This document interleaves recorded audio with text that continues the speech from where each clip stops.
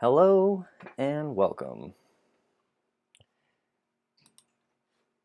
Hello and welcome to the Kaleidoscopic Perspective live stream on Interbeing Art Channel.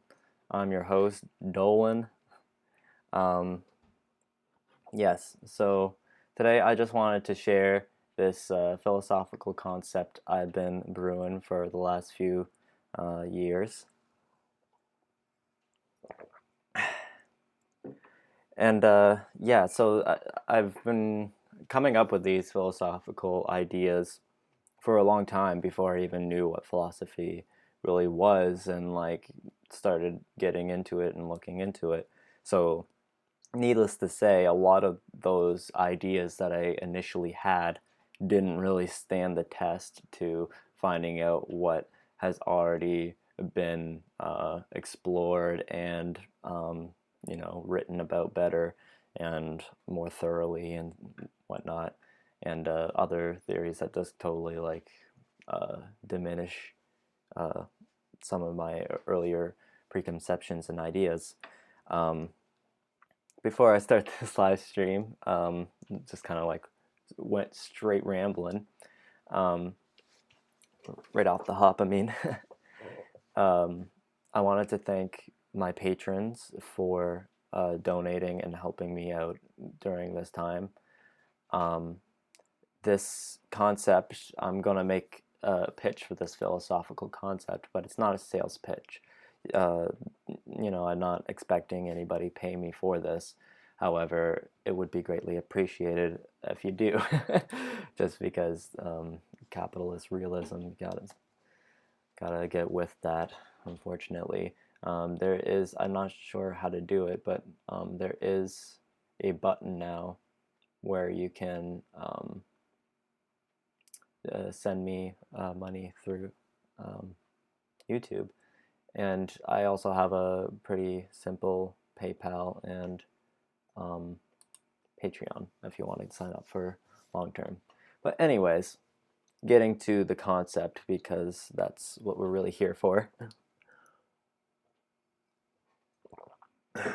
Kaleidoscopic perspective, what is it?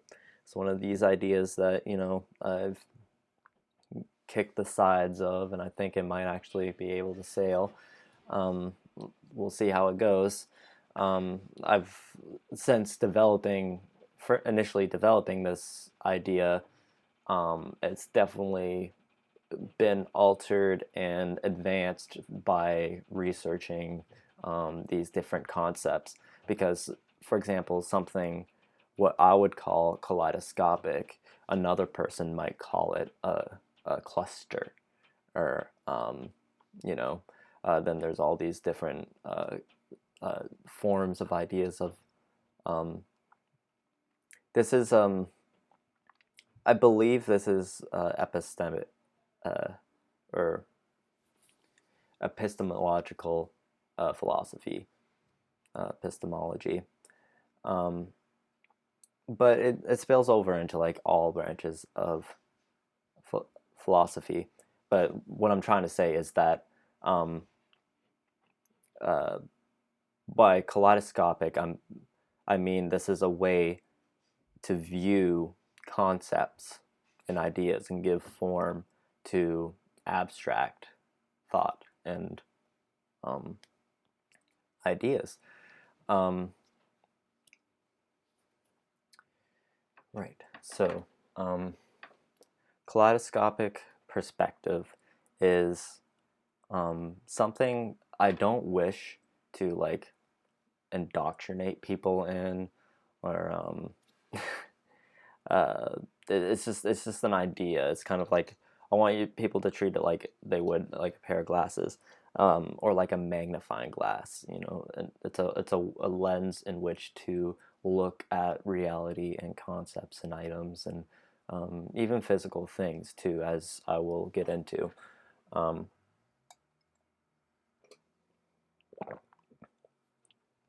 It's a way of breaking out of reductionism, where you just reduce things to oh, things are just matter, it's just this, just that. It's a way of seeing deeper. Basically, that's the goal, is for to really see deeper into these concepts. Is anybody with me? Does anybody want to say hi? Yes. Feel free to stop me at any point to ask any questions, and you can. Hi, hi Miller Pavi, and hi Entire Twix. Yes, and feel free to ask me any questions about psychedelics or whatever you wish at any point. I'm just gonna go about this list that I've done up and try to get across this concept. So, as an entry into this concept, I want to talk about um, a concept that I've personally found enlightening over the last few months, and that is associations, of just how much our brains do this, of creating associations. Um, when you look at even just human language, what is a word? If you look at the word, it's a noise I'm making with my mouth, word, also represented by symbols. What the connection between the sound that I'm making with my mouth, word, and the written word is the association that our brain makes. We know that a W makes a woo sound or whatever. And then we associate the symbol, the sound, with a concept. It could be a physical item, a noun, or it could be an action, verb, um, or or descriptions or whatever. And our brains so fundamentally do these strong associations.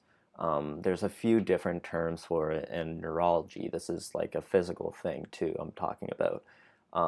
It's a common phrase in neurology that neurons that fire together wire together. And what this means is that the more a neuron fires in your brain along with another neuron, they become deeper and deeper associated, because each time a neuron fires, it sort of flexes and strengthens. It's an exercise. Kind of like if you're used to seeing your cat all the time, you will start seeing your cat everywhere. This is a phenomenon I've noticed all the time through my peripheral. I'll see my cat. Just like weird shapes become my cat, because it's like such a strong connection or pathway that's being fired in my brain right now. Anyways, but so these associations, and it's through a complex set of associations that we get a concept. It's a very specific, complex an arrangement of associations. I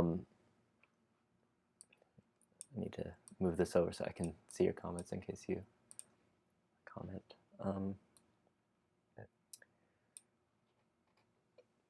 So, Wikipedia, just to get the concept across.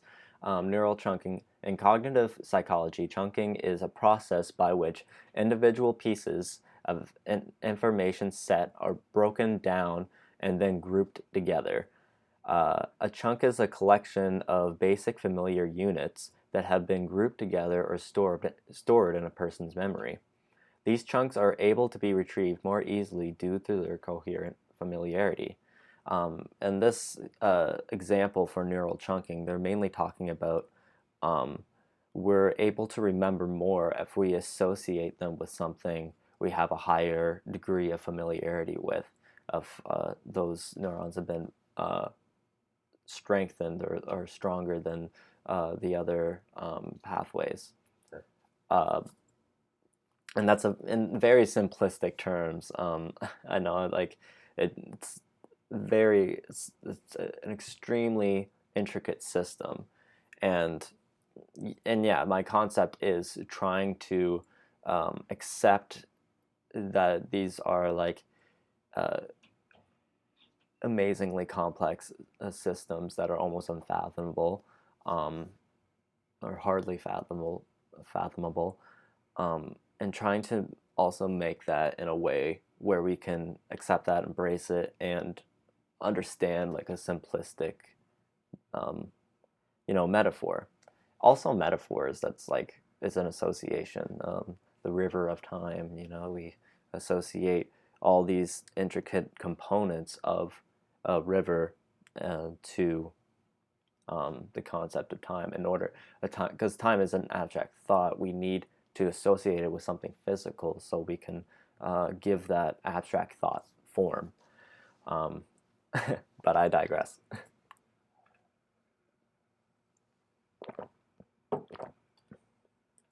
I just have so many thoughts in my head. If it pops up, I just gotta say it. We gotta comment. When on psychedelics after an ego death, I can no longer associate with myself or my ego, but can only associate with light. It's the only thing fundamentally that makes sense to me and who I am. That is interesting. I don't think I've experienced. I've only experienced mild degrees of ego death, and I don't think it was the ego death TM in terms of like the psychedelic doses. Um, so I can only speak from like what I've read online, and I have read a lot, but I will say though, light is it's really interesting, and it we will start questioning in this stream. I hope so, that we'll get down to it. What we're gonna get to this matter phenomenon of like this binary that's often pitted in philosophy of it's consciousness versus matter, or not versus. I'm not making it like a match, but in a sense, with philosophers, they do make it a match, because a lot of philosophers are arguing from the point that like consciousness is fundamental, and matter is just a projection of consciousness. Um, um, I don't know if that's the right phrasing, but I think you get my point. Or if it's the other way around, which is the commonly accepted thing in science, and like kind of the default, which is obviously matter is our best solid proof of anything, a best way of knowing or getting anywhere near truth relatively. So we should trust that matter is the original thing that produced consciousness. It makes more sense that way. Um, but what I'm gonna get into this a little bit more. Like it's a lot more murky than that. I am a materialist, but when it comes to the mind-body problem, it's a big old question mark, and I'll get to that. And I will talk about light too. I'll try to remember that. Entire Twix says, I have this fear that I've somehow permanently changed my brain following derealization I had for a couple days. How would you recommend I stop this intrusive thought? Well, I know the feeling of like feeling like my brain is actually like really messed up, and like it might not go back to normal, and having that panic. The best thing I could think of right now is just to accept that we are constantly changing, and we're not the same person that we were even a moment ago, and relatively we're even less of the same person that we were 5 minutes ago, and relatively less of the same person we were 5 years ago, and so on. Even though we have this overarching sense of self between all of our epochs and moments in our lives, we are only in this moment. And if in this moment you are experiencing that a discomfort with your brain, that it's not working right, I say that might not be an intrusive thought. Maybe there is. I'm not saying that there's something wrong with your brain, but there is that there isn't something right. And I've always that sense hasn't really left me, but I never. It's hard to say because like we always have this idea of like what a normal mind should be, the perfect, clear, normal mind. But I think the truth is that like uh, ev- everyone's dysfunctional in a way, and like the prime example doesn't truly exist. Um, I'm sorry you're going through that. That you feel like your mind is really messed up. I would take a break from psychedelics. Yeah, and yeah, definitely look into therapy, and dialectical behavioral therapy has been the best I've seen. Um, Miller Poppy says, I can this shimmering golden light behind every object, and that is where the consciousness stems from. The matter is a hologram. The hologram theory is real, and I kind of know that hologram effect you're talking about. Um, I think if sorry, if I'm perceiving you right, you're saying that like what you used to perceive as physical matter is now just revealing that it is just the holographic light, and you perceive it less as the physical object that we once did. Um, you may have to accept that that's just the way you see things now, and try to remember the way you did think of it, and remember that our perceptions is very narrow. So physical objects and stuff like that are probably much more diverse than we're able to perceive in terms of like how it can be perceived. And this actually bleeds into what a kaleidoscopic perspective is to recognize things aren't just as they seem. Um, and actually, I'm getting into that really soon. Um, and I see the same in myself in a sense, not separate from my environment. Yeah, I don't think we truly are, but we'll get into the mind-body problem more. So, uh, in this podcast, or not podcast, live stream.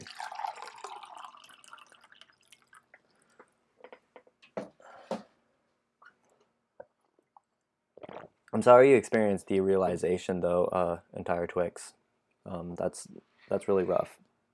Those are hard things to go through, and yeah, getting a professional to help you with that would be best. I am trying to look more into it to like give people more better advice because this does happen, and yeah, you're not alone. Anyways, I'm gonna get back into this. You can message me anytime you want to. I'll leave my email in the description. Um, so binaries and ambivalent logic. So because of the neural chunking and the neurons firing, these associations, our brain's tendency to do these things, we create binaries. For example, the one I just talked to you about, the mind-body problem, consciousness versus matter. But we experience this in many forms. I actually showed this picture in the last live stream, but I think this is really important. So this is something we need to. I need to see the screen if I'm okay. There. So in these binaries, we think things are opposite, but then we start associating those opposites together. So not only do we think that, for example, good and evil are opposites, and there's two separate things, but male and females are separate things. They're maybe even separate species. They're not the same thing. Males and females are two distinct separate things. But because of our associations, we associate those opposites with each other. So a male must be good, a female must be evil. Light, darkness, straight, crooked. I mean, light darkness is another great example. We always associate dark, black with negative, evil. But this might not be the case. Like black doesn't necessarily equal evil, or darkness doesn't necessarily mean negative in a symbolic sense or a metaphorical sense.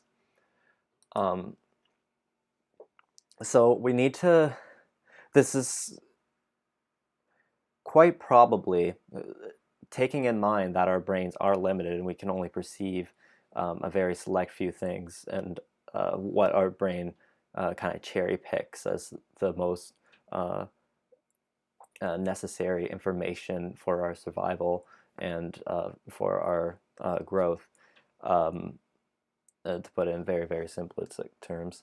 Um,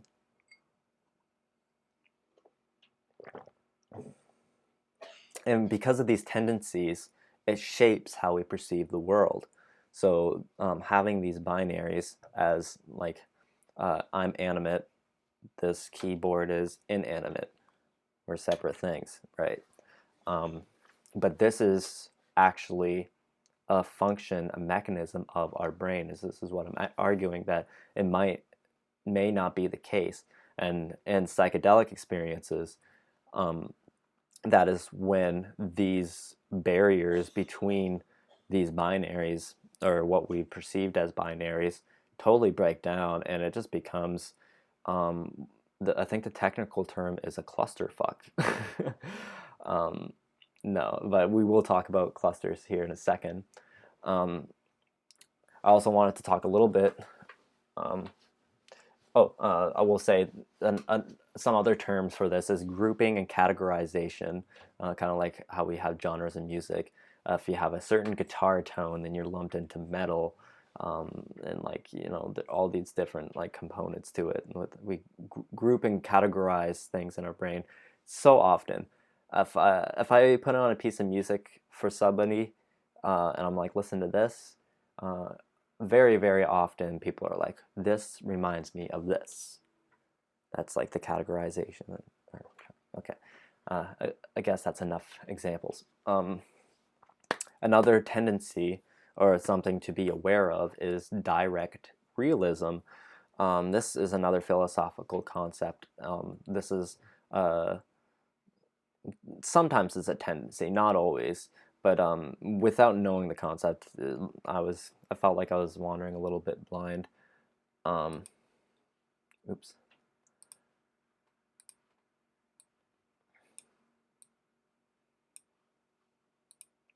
So direct realism is believing the world is exactly how you see it, and this is probably the most uh, I want to say primitive, but I'm reluctant to use that word. I'll say like the more fundamental evolutionary outlook is to see things as they directly are. Something that is orange is orange. I mean, I don't know if they had concepts of color then, but things were the way they were, um, or the way they perceived it. Um, this kind of thinking, though, leads to, for example, flat earthers, where they don't see the bend or the curvature in the world. It's obviously like the world's too big for them to see the curvature, but because of that, they believe the world is flat, and that's a form of direct realism. Um, uh, Believing that the moon is also flat, it's like a coin. Um, Thinking that the planets revolve around you, that's another form of like direct realism. It's kind of like this assumption that you would have. um, but obviously we're now matured now, and we know that this reality is not the way we perceive it. It's just not. Our brains have adapted to see it in a very specific way. We only have three cones in our eyes, the three primary colors, not blue, yellow, and red. Those aren't the primary colors. It's magenta, cyan, green. Um, those are the three hues of our cones, and through those cones, that's how we see all color. Um, I know you probably know that, but um, there are other animals, such as the I wish I could remember its name. That shrimp. Does anybody remember it? mantis shrimp. That's what it was called. It has 16 cones in its eyes, and that's just an example. And I think there's another moth that has 16 cones in its eyes. So colors that we actually cannot fathom. Our brains cannot fathom it. It's not that our eyes can't see it; it's our minds can't fathom it. So it'll be really cool once we like are able to like digitally and like with our new technology change our brain so that we can, or update our brain so that we can see wider spectrums. But direct realism, we should reject this, that things are not the way they seem.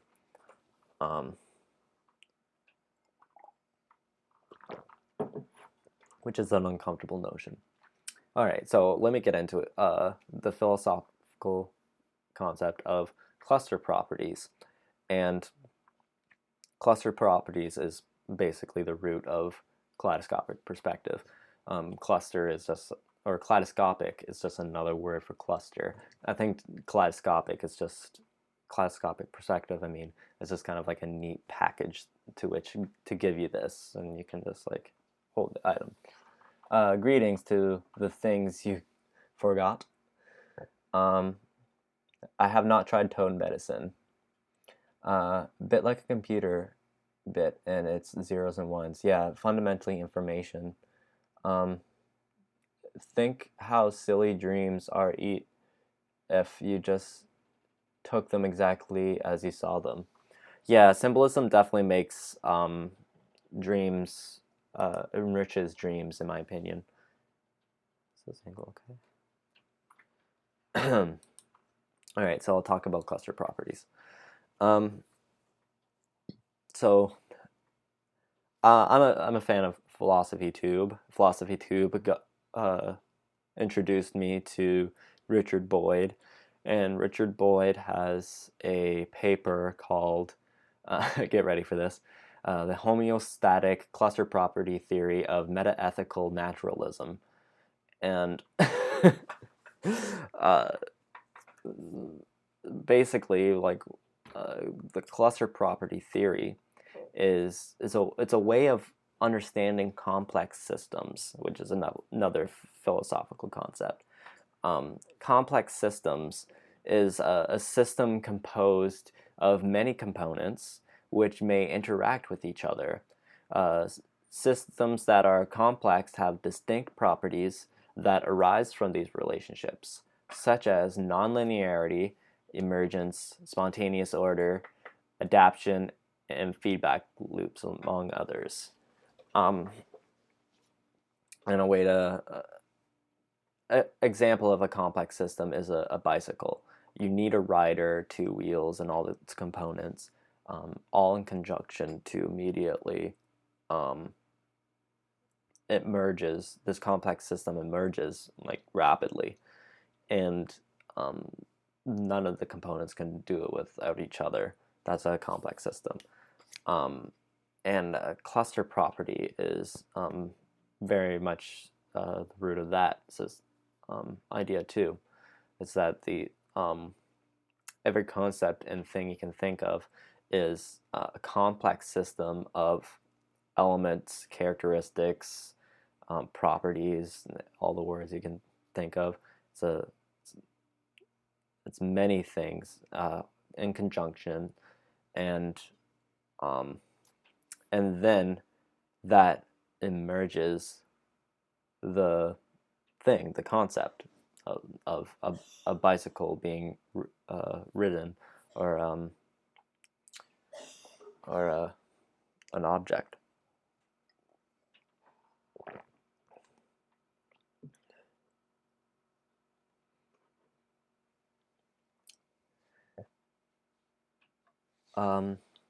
Yeah, so I'll talk to you about what emergence is.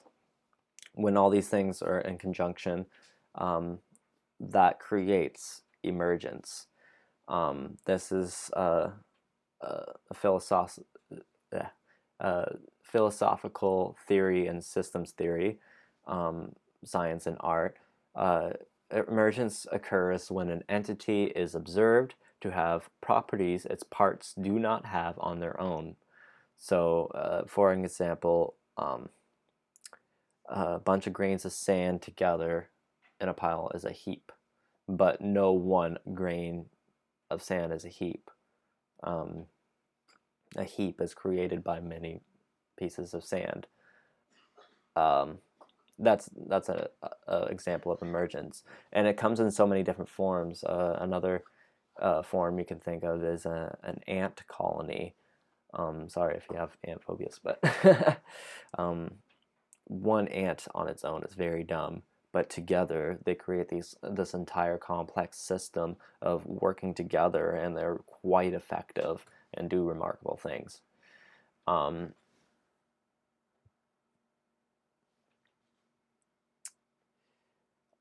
James P. Crutchfield said, defining structure and detecting the emergence of complexity in nature are inherently subjective through essential scientific activities. And I perceive that quote to what he means is that these things are happening in nature,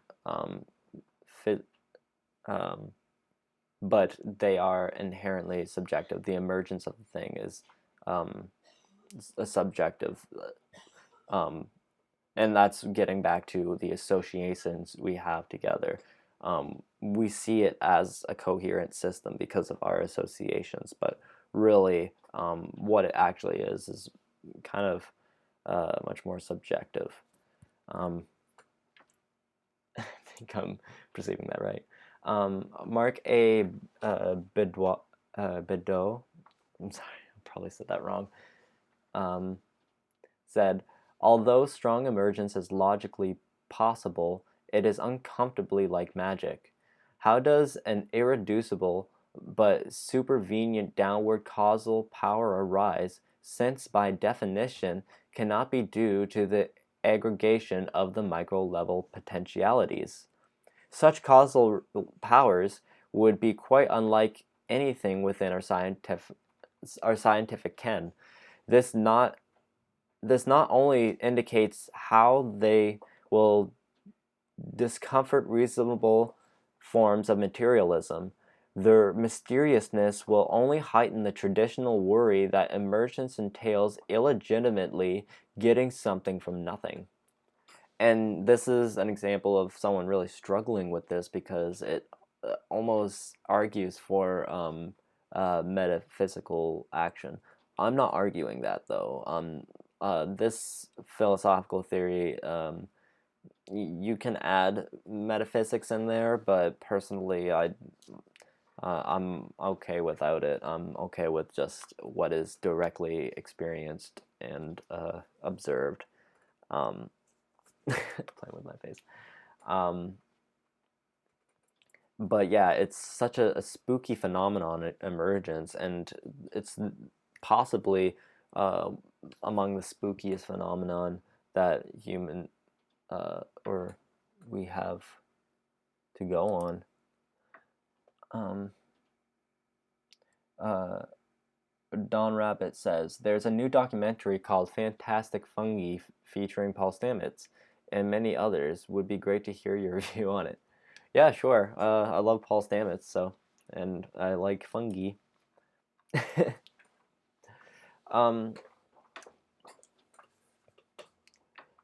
Where do you see that documentary? Where'd you see it? Is it on YouTube or is it on Netflix or what's up? There's another theory called or philosophical concept called emergentism. This is a philosophical belief wrapped around emergence, and kaleidoscopic perception is very similar. It is the belief in emergence, particularly as it involves consciousness and the philosophy of mind, and as it contrasts or not with reductionism. Property of a system is said to be emergent if it is a new outcome of some other properties of the system and their interaction, while it is itself different from them. I kind of phrased that wrong. Sorry. A property of a system is said to be emergent if it is a new outcome of some other properties of the system and their interaction, while it is itself different from them. Emergent properties are not identical with, reducible to, or deductible from their other properties. So what emergentism is arguing is that it's specifically for consciousness,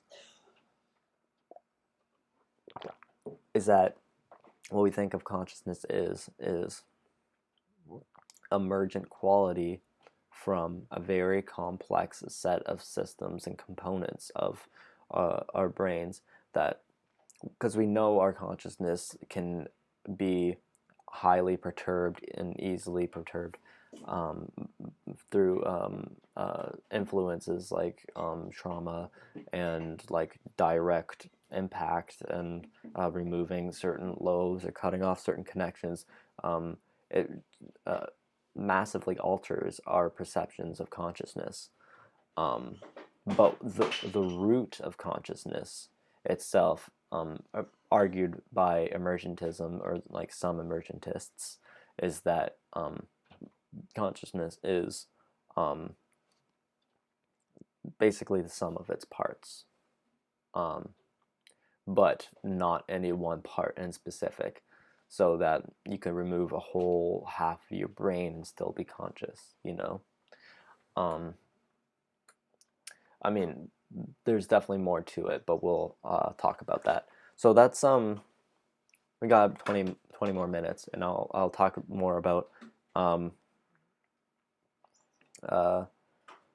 to wrap up the kaleidoscopic theory. But I do want to talk about, because I already talked about the main concepts that are the fundamental idea of kaleidoscopic perspective, but I'm gonna throw in some more things in that package to like really try to help in terms of morality and direction. I'm not like a self-help person or anything like that,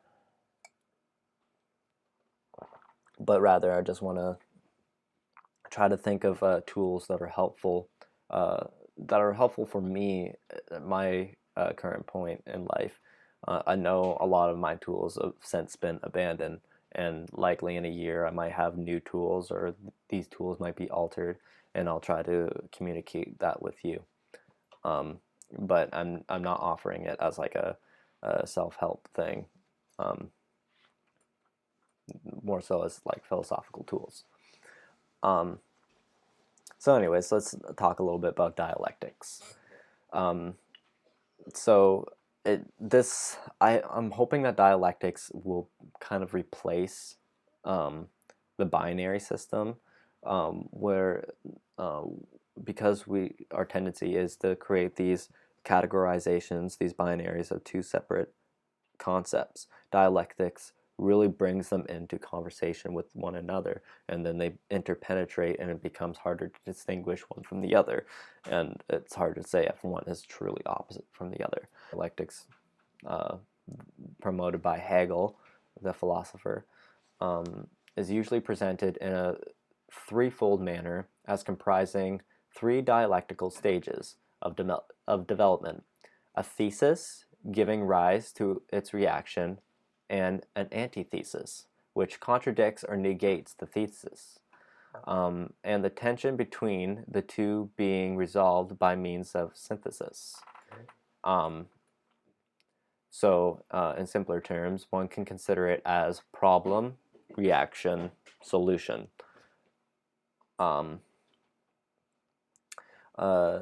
Then comes dialectical materialism very shortly after. Marx's criticism of Hegel asserts that Hegel's dialectics go astray by dealing with ideas and with the human mind. Hegel's dialectic, Marx says, inappropriately concerns the process of the human brain. It focuses on ideas. Hegel's thought is, in fact, sometimes called dialectical idealism, Marx, on the contrary, believed that dialectics should deal not with the mental world of ideas, but with the material world of production and other economic activity.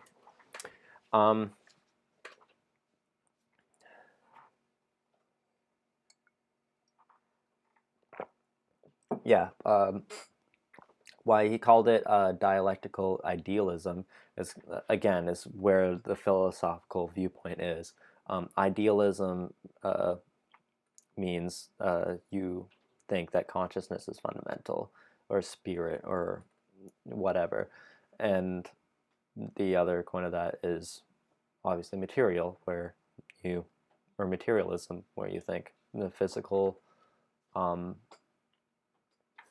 world is the fundamental reality, and consciousness is a byproduct or emergent quality.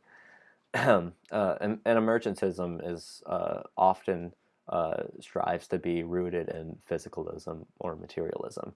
Physicalism and materialism do differ slightly too. I'm not sure if I can explain the difference of it though. And I'm arguing that we do need to have a dialectics for concepts, abstract thought, as well as materialistic things, and they interpenetrate. So we need to have a dialectic on that matter as well, a dialectical material idealism or something, at times, anyways.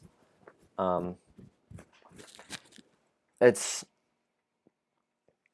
use the concept of iridescence.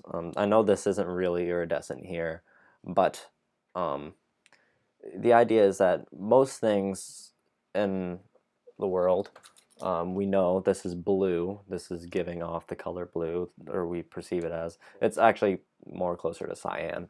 But anyways, it's stable, it's blue every time I look at it. This, on the other hand, is not the same color every time I look at it. At different angles, it's a different color. You can't say what color it is. And this is actually probably a better representation of the true reality, is that things are different from different angles and different viewpoints, and so on and so on and so forth. I mean, so I use the metaphor of iridescence when it comes to dialectics, because our perceptions are a fixed viewpoint on the object of the concept of whatever we're talking about. So your viewpoint and my viewpoint give us a better picture of what it is. But it's I mean, that's a really simplistic way of thinking about it. Obviously, we don't always have the best picture of it as we think we do, and we can be wrong and stuff like that. But again, that's why dialectics is so important, is to have a conversation between these two parts. I like dialectics better than being like centrism, for example. Centrism and relativism, they kind of equate all ideas on like this level playing field. What good from bad. Everything is basically like relatively the same. Who am I to judge?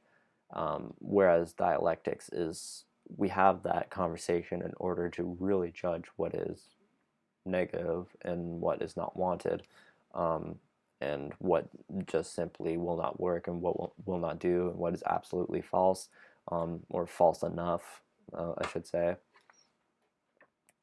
I'm not too keen on absolutes. It's just a tendency. And another thing I want to talk about in dialectics for us to be considering at all times is, and this is something I just want my viewers to be aware of, is be aware of social power dynamics. A lot of times we see, specifically from places like the intellectual dark web, which a lot of psychonauts kind of get drawn into. A lot of people think these people are intellectuals, and they're being so factual. A good example of this is Ben Shapiro's "Facts Don't Care About Your Feelings." In reality, the way those facts are portrayed or perceived have high variability. For example, in the case of social power dynamics, um,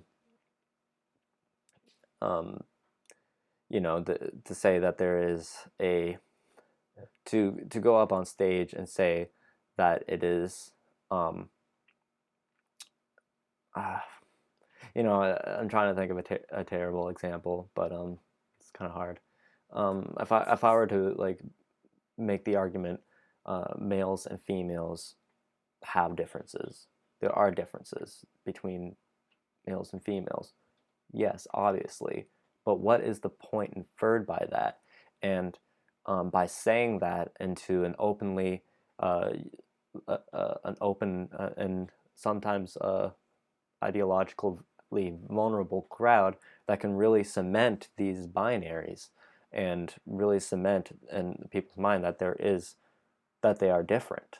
It's highlighting something that, it's not necessarily wrong, but you are being ignorant of the power dynamics in the situation. And the power dynamics in this case is patriarchy and misogyny, which is, just is plaguing the human race right now. But that's another topic.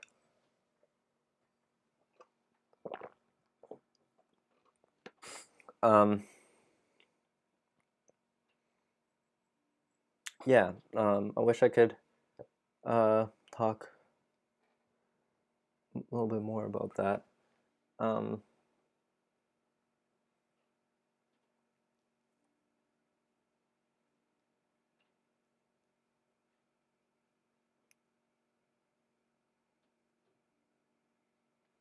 yeah, so the big ones to just be aware of is ableism, um, assuming that everybody will be as able as you are, which is something I think really plagues the spiritual community right now, um, or the New Age spiritualists, um, you might say.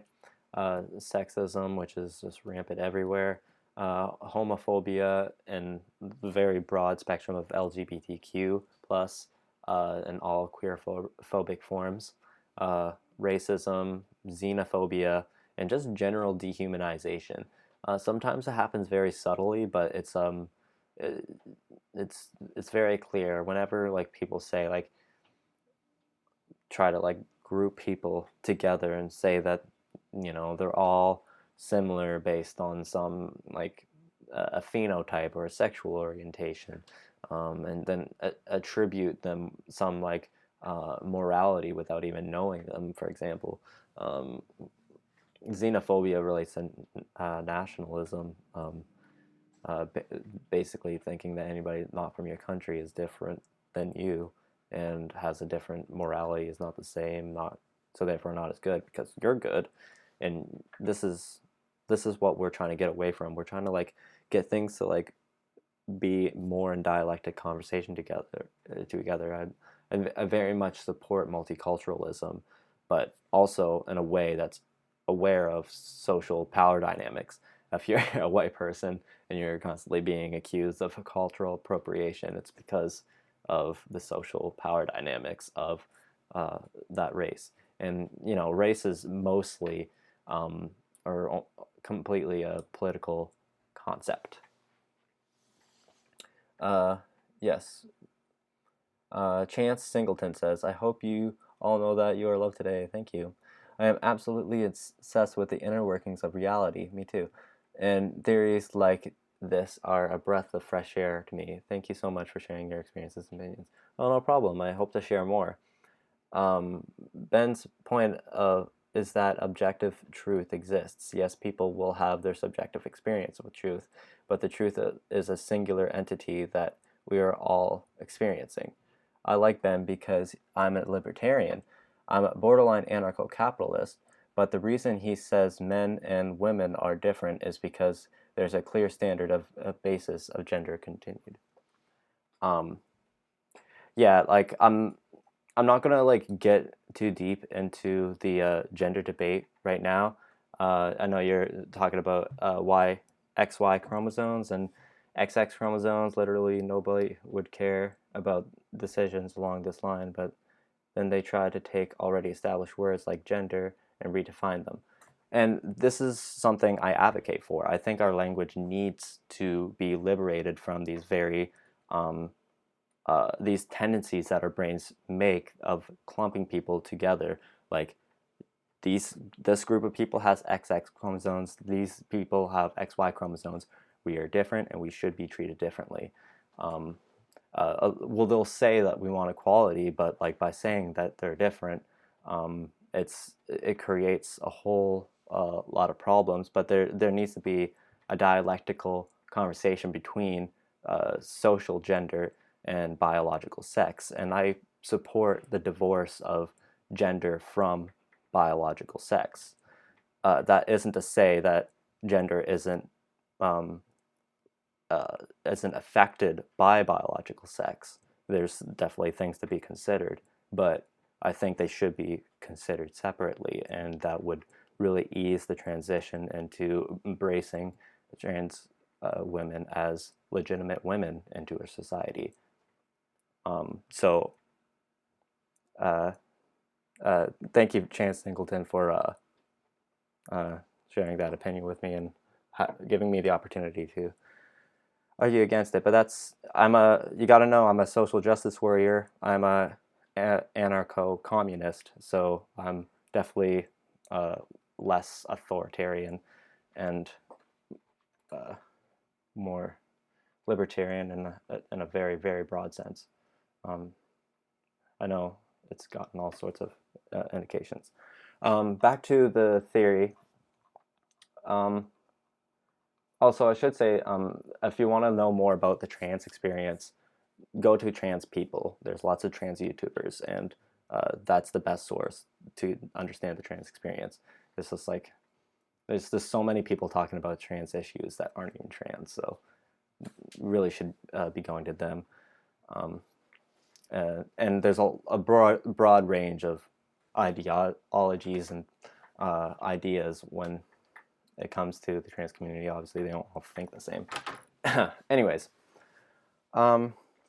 so there's different concepts of like, what is the root of the concept? If it's not, for example, the heap of sand, if no one grain of sand is the heap, then where is the essential component of the heap? What point does it become a heap, and so forth?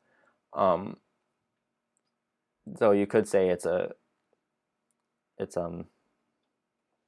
all the parts in conjunction together, working together to create that thing. And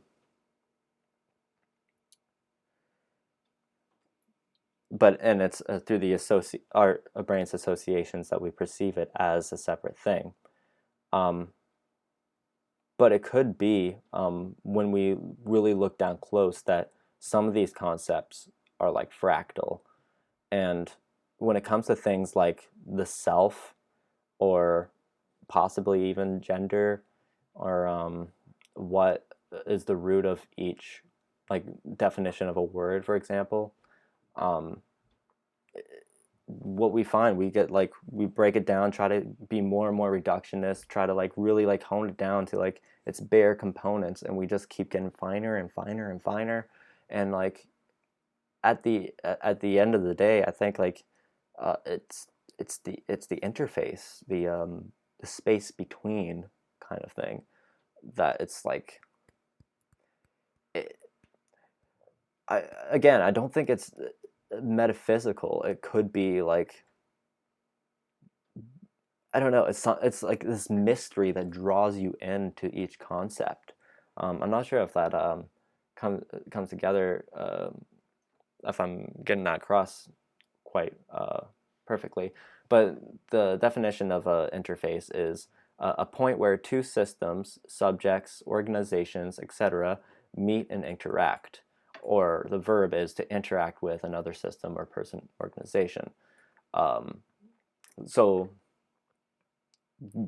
again, that's emergence. The interface is the emergence. Um, for example, team spirit. If all the team members are like all got good charisma, that's good team spirit, and it's the interaction between each person, the interface. It's not that each individual person, and it's not all of them together. It's the interface between all of them, which is like much more slippery and ambiguous. Um, and we have to really be aware that oh, something I forgot to say too about the neural chunking and associations is that once these associations are formed, it's we become very defensive when they're challenged, like very similar reaction to if we were approached by a tiger in the wilderness. This is why people have such hard times changing their mind and changing their habits. It's because they physically can't. Once like a pathway in your or like yeah, a pathway in your brain, once it gets too strong, then there's just like it's such a heavy weight, and we can't. It's hard to break from that gravity. Um, and it's so understanding addiction that way is also it's also enlightening to know that a person physically needs that chemical. It's not they're not turned into an evil person. They're just that desperate, and they need to do that. Um, and um, once we have a concept, like for example, I don't know, maybe you thought all your life that Columbus was a good person and Columbus was your hero, and then you find out that Columbus was actually responsible for genocide and massive slavery. That's a heartbreaking realization, and there's that could create like a strong resistance in your brain. No, you can't attack that structure. Once you have build that structure in your brain, you have to defend it, right? So this is very hard to battle with, even in myself, because when I first started doing this YouTube channel, for example, I was very strongly coming from a spiritual point of view, where I'm like, no, absolutely, like spirits exist, and like I'll live forever, and like all the different worlds exist. I still have I still have hanging on theories where I don't think life really begins and ends at birth and death, for example. But these are speculation, and I have to like keep reminding myself of that. I, and the truth, the uncomfortable truth, is we have to embrace the mystery that we don't know, and this really sucks because we really want to have a structure in our brain where we got a grip. It's the hard thing to like let go of that and be like, no, actually, again, I still don't know anything. But I say things are fundamentally a mystery, not in a way to deter people to be like, don't even try learning. It's more so as a thing to be perpetually always learning, to always keep seeking to go deeper into this and understanding what things are. And that's what I'm hoping kaleidoscopic perspective does for people, is that they can think, okay, yeah, I'm going to engage my KP, and then they can look at an object and not just see it as a crystal, but also as a really aesthetically beautiful object. The color composition is really nice. Its form, and also knowing its atoms that compose it are crystals in formation. A crystal is named after the formation of atoms, which is very perfectly geometrical. And to know that there are minerals and where it's from and who labored this, and it's whereas before you might have just been like crystal on a shelf, but instead you can actually dive into it, and you can spend hours thinking about just any object that you pick up. I can think hours about this pen, even something very mundane. So things, if you're bored in a room just all by yourself and you like need stimulation, I can like dive into an object and think about its history and its future, and all the concepts and symbolism, and yada yada yada. How would I paint it? You know, I could keep going on and on. I was going to talk about my memetics, which is kind of the smaller components of an ideology. And atoms build up an object, for example. Memes build up an ideology. This is different than internet memes, obviously. But memes are little packets of information, and together they create, the complex system creates an ideology. And these memes are being passed around all the time. And so when we're a child and we're just like being influenced by all these things, we're forming associations and structures in our brain. And then it becomes very difficult when they're challenged later on in life. Basically, going into adulthood for me was just like structure after structure falling down. Not like you don't know shit. And I'm sorry we didn't really have enough time to talk about matter this time. Maybe in future streams I'll talk about it, but fundamentally, ideas and matter is made out of information, and the higher form of information, the information is just zeros and ones, binaries. That's a really fundamental information. And then above that is patterns of information, so I like to call them poise. And these patterns of information give to memetics or atoms or whatever. And atoms, they're, as we think of them as physical, we perceive it as physical, but what they actually are is both wave and particle at the same time. And they're better described as fields, that we are looking into fields of informational code, and we're trying to like solve this puzzle. And by solve the puzzle, I mean just understand it.